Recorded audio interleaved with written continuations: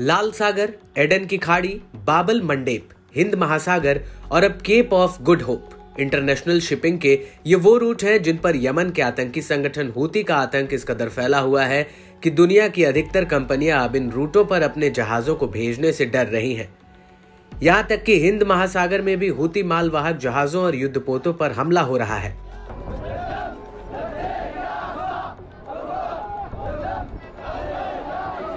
Houthi ज्यादातर Israel से जुड़े और पश्चिमी देशों के जहाजों को निशाना बना रहा है। हूती का कहना है कि गाजा के भीतर इजरायली सेना जब तक युद्ध नहीं रोकती तब तक वो इन समुद्री रूटों से पश्चिम और इजरायल का एक जहाज तक गुजरने नहीं देगा।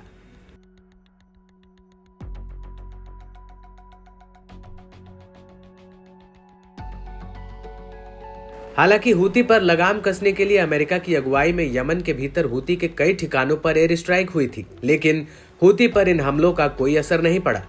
लेकिन इस सब के बीच अब एक ऐसा खुलासा हुआ है जो अपने आप में ही बेहद चौंकाने वाला है।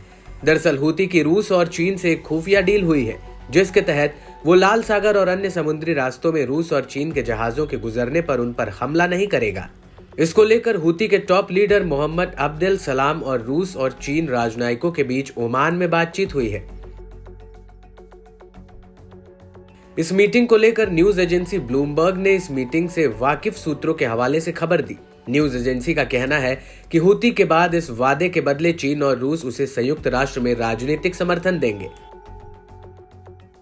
हालांकि ये बात साफ नहीं हुई है कि यूएन में रूस और चीन हूती को कैसे सपोर्ट करेंगे, लेकिन ऐसा माना जा रहा है कि चीन और रूस संयुक्त राष्ट्र में हूती के खिलाफ आने वाले प्रस्तावों को रोक सकते हैं।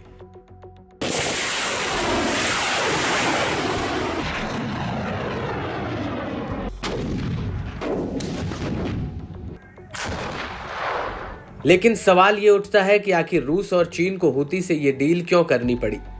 तो आपको बता दें कि हूती ने हाल ही में कई जहाजों पर हमले किए थे और दावा किया कि ये जहाज इजरायल, अमेरिका और ब्रिटेन से संबंधित थे, लेकिन हकीकत में उनमें से कई जहाज इन देशों के थे ही नहीं। इसी वजह से रूस और चीन ने हूती से ये गारंटी मांगी है कि वो अपने जहाजों पर हमला नहीं करेगा।